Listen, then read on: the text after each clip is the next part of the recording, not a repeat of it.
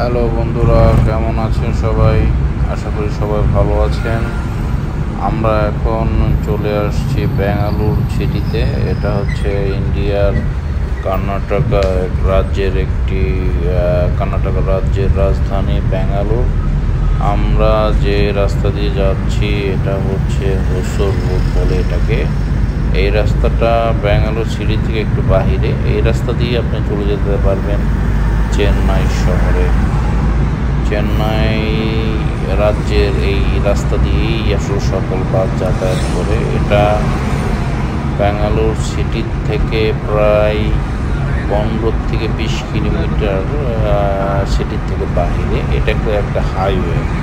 আমাদের যেমন হাইওয়ে রাস্তাগুলো আছে ঠিক একইভাবে এটা একটা হাইওয়ে। আপনারা দেখতে পাচ্ছেন ব্যাঙ্গালোর সিটিটা আসলে একটি পাহাড়ি অঞ্চলের মধ্যে অবস্থিত। এখানে ওই দূরে যে বাড়িঘরগুলো দেখছেন রাস্তা